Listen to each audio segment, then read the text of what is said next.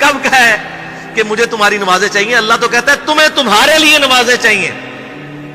اور نماز کو اتنا کیجول بنا لیا انہوں نے۔ صحیح مسلم کے اندر حدیث ہے، آپ صلی اللہ علیہ وآلہ وسلم نے فرمایا بندے کے کفر اور اسلام کے درمیان فرق ہی نماز ہے۔ جو نماز پڑھتا ہے وہ مسلمان ہے،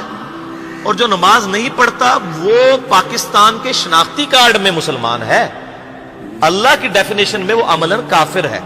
صحیح مسلم انٹرنیشنل نمبرنگ کے مطابق 246 نمبر حدیث ہے، آپ جا کے پی ڈی ایف کھول لیں اسلام 360 میں، جا کے 246 نمبر حدیث صحیح مسلم کتاب الایمان چیپٹر میں کھول کے دیکھ لیں کہ بندے کے کفر اور اسلام،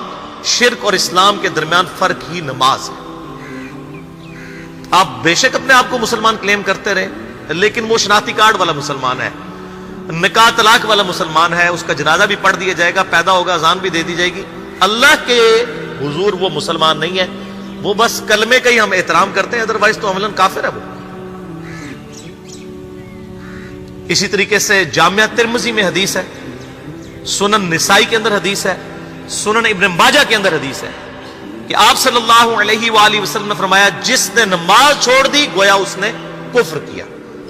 من ترک الصلاۃ متعمدا فقد کفر۔ اس سے زیادہ اور کیا سخت بات کی جائے کہ کسی کو یقین آئے کہ جس نے جان بوجھ کے نماز چھوڑ دی اس نے کفر کیا۔ اب جان بوجھ کے یہ نہ سمجھیے گا کہ جی میں بال بچیاں دے وہ کمائی کرتا رہنا تھا، منو ٹائم نہیں ملتا۔ جان بوجھ کی ڈیفینیشن بھی نبی علیہ السلام نے بخاری اور مسلم میں موجود ہے کہ اگر کوئی شخص بے ہوش ہو جاتا ہے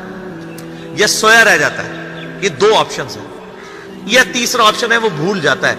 تو جیسے یاد آئے اسی وقت وہ والی نماز پڑھ لے۔ لیکن جو شخص دنیا کو ٹاپ پرائورٹی مانتا ہے، اپنا آفس چھوڑنے کے لیے تیار نہیں، اپنا کلینک چھوڑنے کے لیے تیار نہیں ہے، اور اپنی دکان چھوڑنے کے لیے تیار نہیں ہے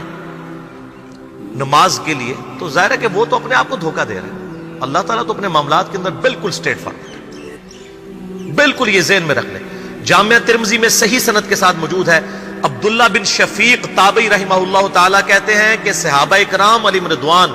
صرف نماز کے چھوڑنے کو ہی اعمال میں سے کفر سمجھتے تھے، یعنی وہ کسی کو نماز پڑھتا ہوا دیکھتے تھے تو کہتے تھے یہ مسلمان ہے،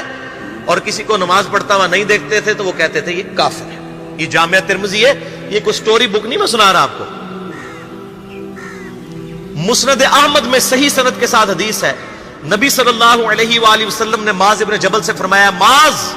اللہ کے ساتھ کسی کو شریک نہ ٹھہرانا، خواہ تمہارے ٹکڑے ٹکڑے کر دیے جائیں، تمہیں سولی پہ چڑھا دیا جائے، تمہیں آگ میں جلا دیا جائے، اللہ کے ساتھ کسی کو شریک نہ ٹھہرانا، اور معاذ نماز بھی نہ چھوڑنا، کیونکہ جس نے نماز چھوڑ دی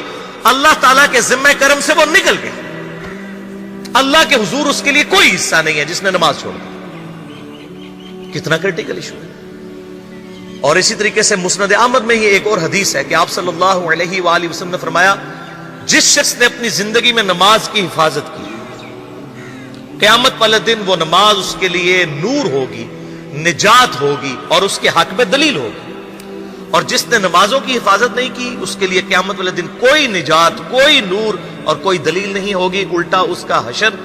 قارون، فرعون اور ابی ابن خلف کے ساتھ ہوگا، والعیاذ باللہ تعالی۔ یہاں تو ہم کہہ دیتے ہیں یا اللہ جو کچھ بھی ہے تیرے محبوب کی امت سے ہیں، یعنی اے اللہ ہم نے تو اپنی اصلاح کوئی نہیں کرنی، ہمیں اسی طریقے سے ہی قبول کر۔